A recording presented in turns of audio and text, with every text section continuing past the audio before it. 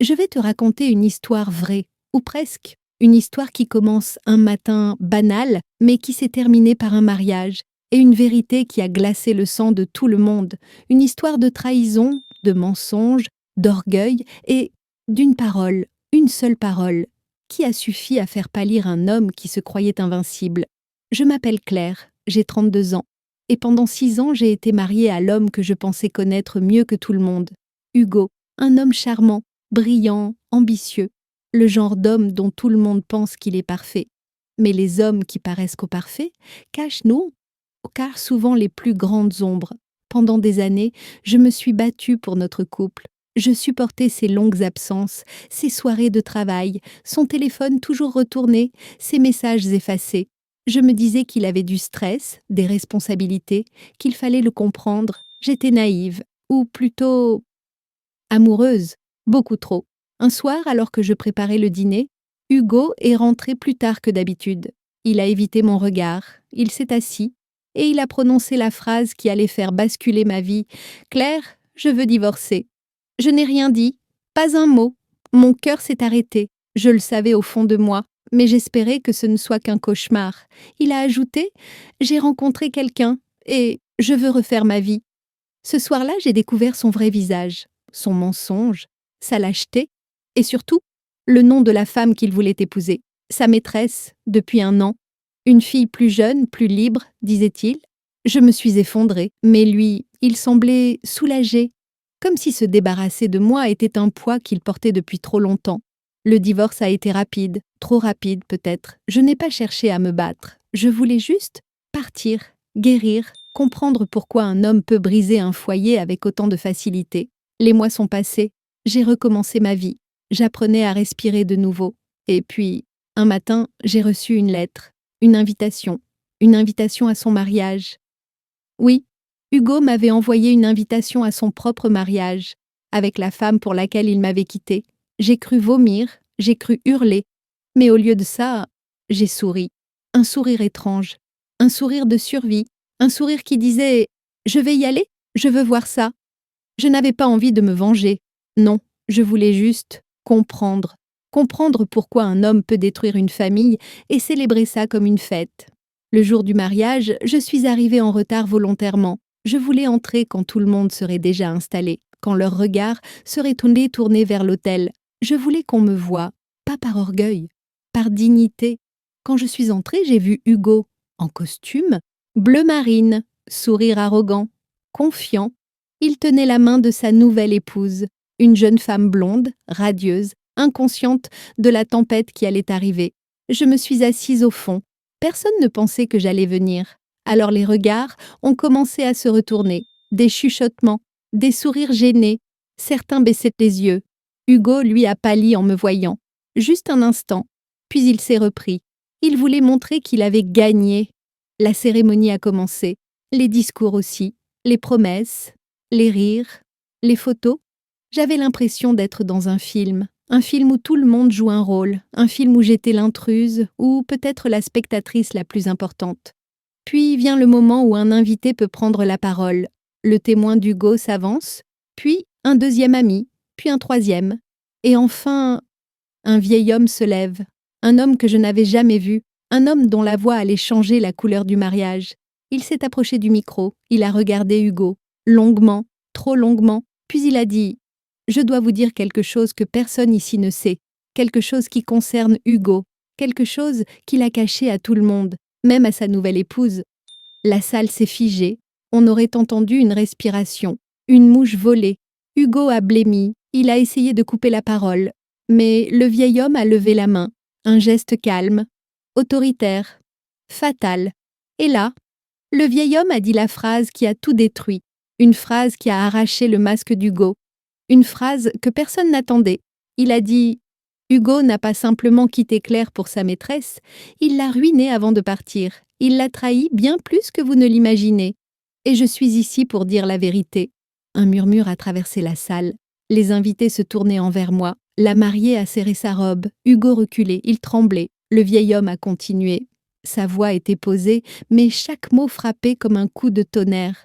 Hugo a pris tout ce qu'ils avaient économisé ensemble, il a vidé leur compte, il a utilisé l'argent de Claire pour acheter l'appartement où il vit avec sa maîtresse. Il a tout caché, jusqu'à aujourd'hui. La mariée a lâché la main d'Hugo, elle s'est reculée. Les invités se regardaient, choqués.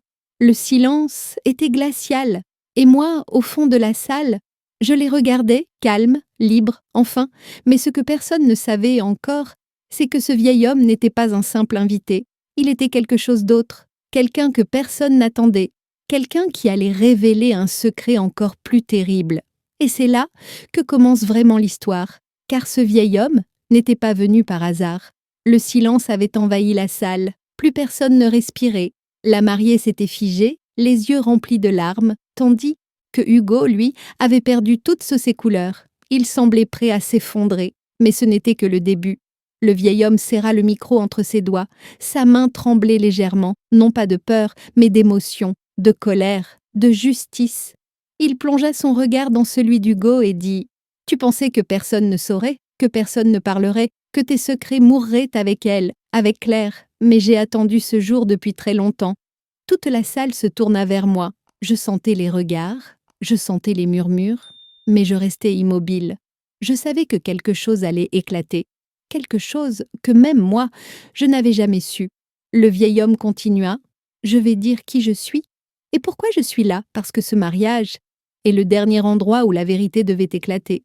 Hugo murmura. Ne fais pas ça, je t'en supplie. Mais c'était trop tard. Le vieil homme retira doucement une photo de sa poche, une photo ancienne, un peu froissée. Puis il dit Je suis le père de Claire, et j'ai regardé cet homme détruire ma fille sans jamais avoir le courage de l'assumer. Je suis venue aujourd'hui pour lui enlever le masque. Un cri étouffé parcourut la salle. La mariée plaqua sa main sur sa bouche. Hugo recula d'un pas.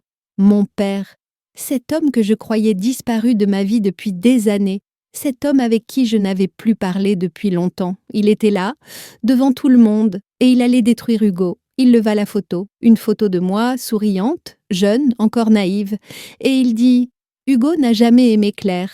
Il l'a utilisée, manipulée, endormie avec des promesses pour mieux lui prendre ce qu'elle avait. » Il se tourna vers les invités. « Vous voyez cet homme? Il a pris l'argent de sa femme, il a menti à sa famille, il a piétiné leur mariage. » Et lorsque Claire a commencé à avoir des doutes, il l'a inscrite à son insu sur des crédits, des dettes, des fraudes qui n'étaient même pas à elle. Il l'a ruinée avant de partir avec sa maîtresse.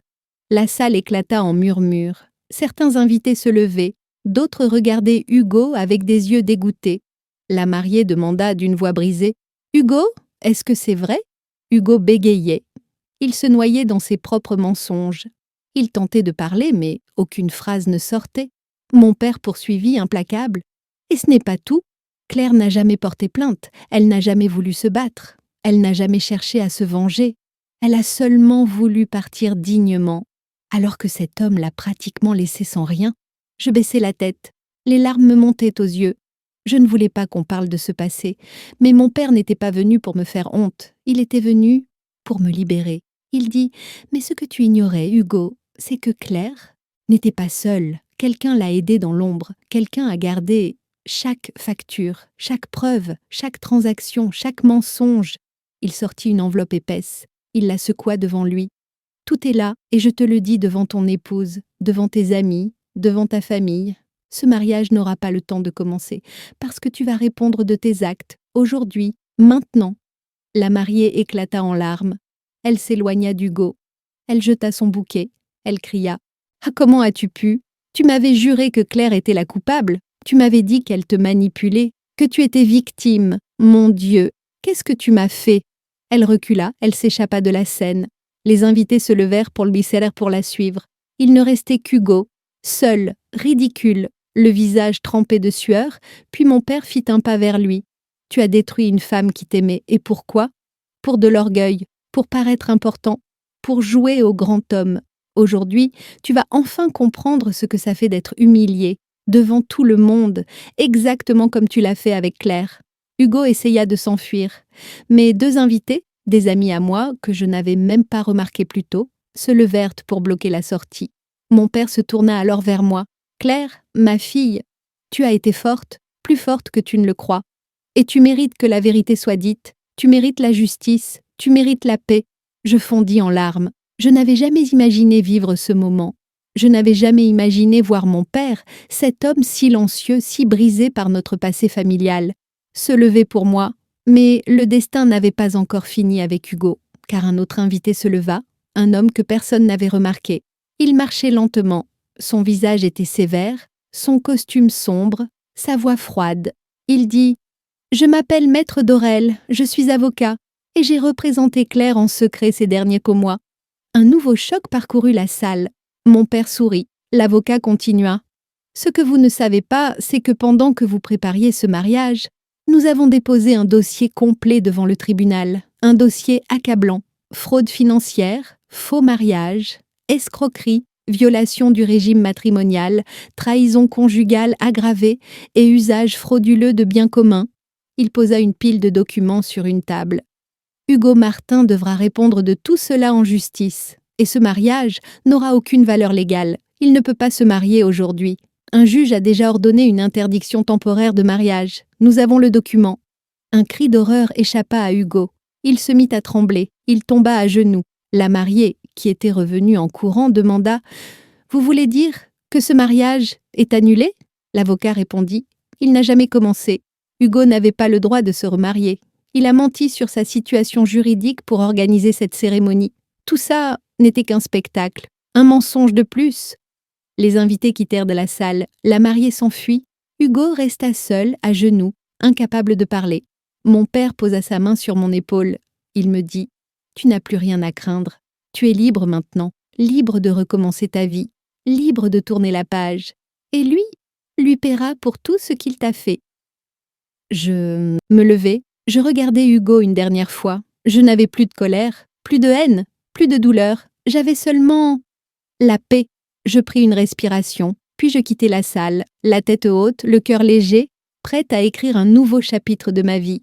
Et derrière moi, j'ai entendu mon père dire à Hugo « Tu as voulu humilier ma fille, mais aujourd'hui, c'est toi qui n'as plus rien. C'est toi qui resteras avec ta honte, pour toujours. » Le mariage qui devait être le plus beau jour de sa vie est devenu le jour où tout le monde a découvert qui il était vraiment. Et moi, ce jour-là, j'ai enfin compris que parfois la justice arrive, au moment où on s'y attend le moins.